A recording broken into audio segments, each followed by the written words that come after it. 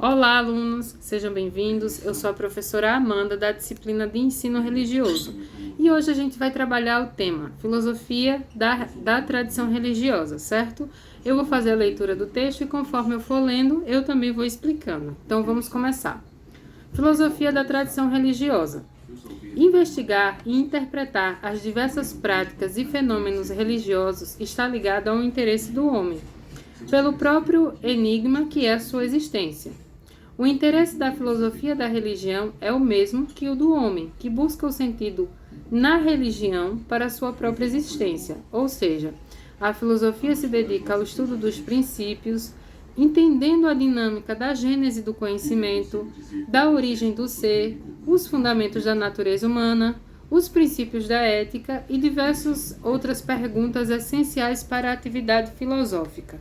Ou seja, a filosofia da tradição religiosa, ela tem a mesma necessidade que o homem, que é saber o sentido da sua vida, da sua existência ou da sua existência depois da morte. Então, esses princípios que, na verdade, tanto a filosofia da tradição religiosa como o homem procura responder através da religião, é o mesmo objetivo. Vamos dizer assim que é o mesmo produto da pesquisa, né? Tanto a filosofia da religião, tanto o homem ou a própria religião estuda isso. Estuda o quê? Qual o sentido da vida? Qual é a origem do universo ou do mundo? Qual o sentido do homem? Para onde ele vai depois da morte? Então, todos esses questionamentos fazem parte vamos dizer assim, do objeto de estudo da filosofia religiosa ou filosofia da religião. Então, vamos continuar. Logo abaixo vem dizendo: a filosofia da religião levanta questionamentos fundamentais, tais como: o que é religião? Deus existe? A vida depois da morte? Como se explica o mal? Então, tanto a própria religião em si, como a filosofia da religião, ela trabalha esses questionamentos que a humanidade tanto procura responder, tanto de forma racional, usando a ciência, como também de forma espiritual, que é usando a religião. Então, vamos lá. Estas e outras perguntas, ideias e suposições religiosas são estudadas pela filosofia da religião, certo? Então, o objetivo da filosofia da religião é, através da religião, tentar responder estes questionamentos. O que é religião? Deus existe? A vida após a morte? Como se explica o mal? Existe inferno? Existe céu?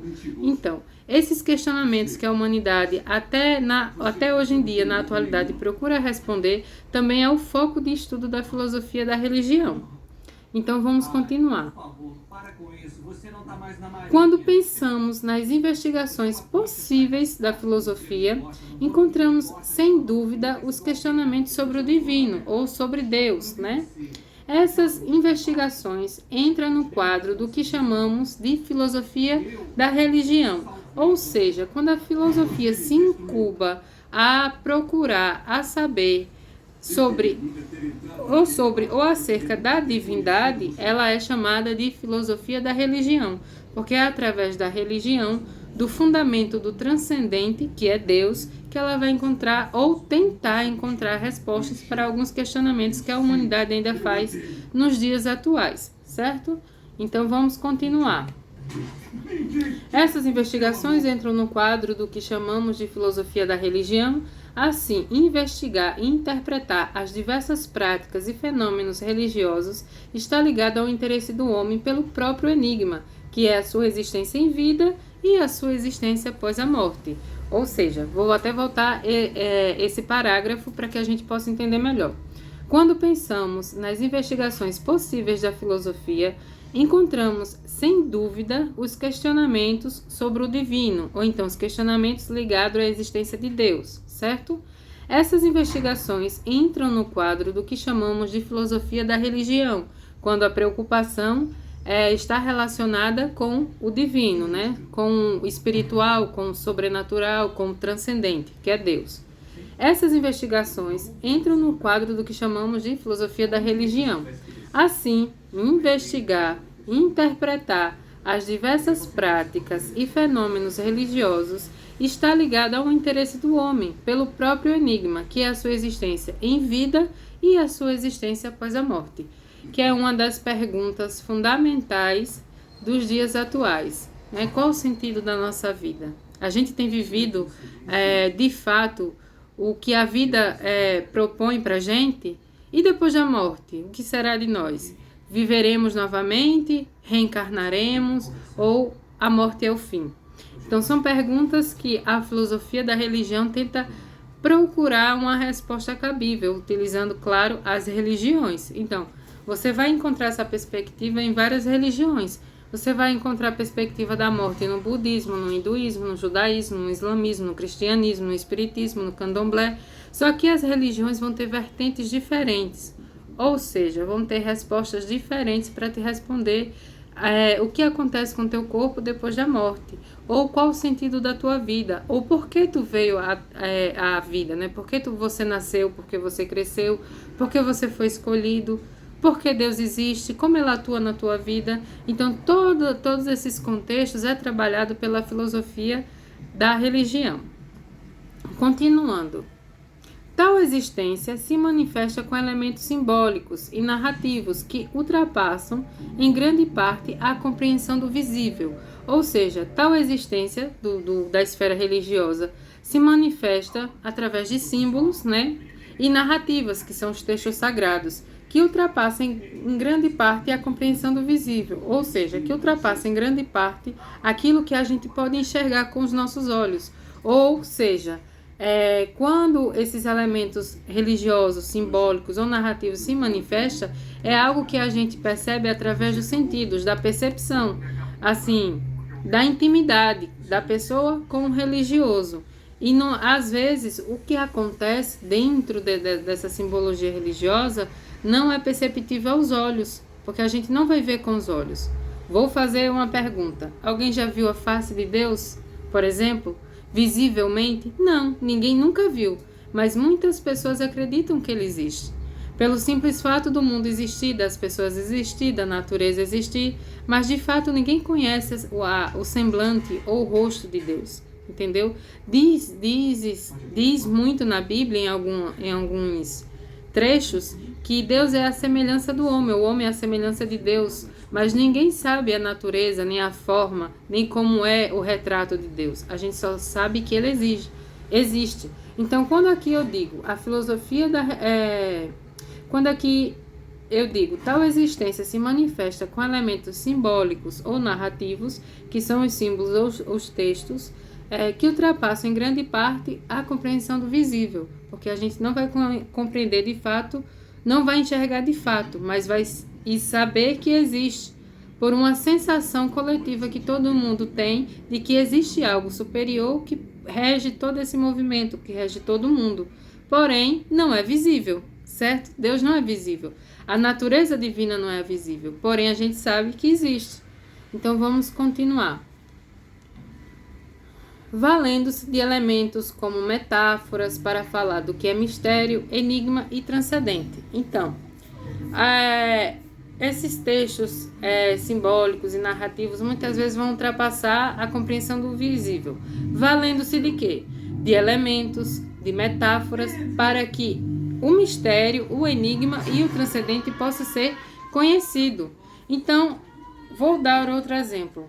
Se usa muito, se vocês não perceberam, na Bíblia, quando Jesus buscava ensinar algo para os seus discípulos, ele usava metáforas, ele usava enigmas, que era através disso, vamos dizer assim, ensinar aos seus discípulos o que ele estava falando acerca de Deus, acerca da bondade, acerca do coração do homem.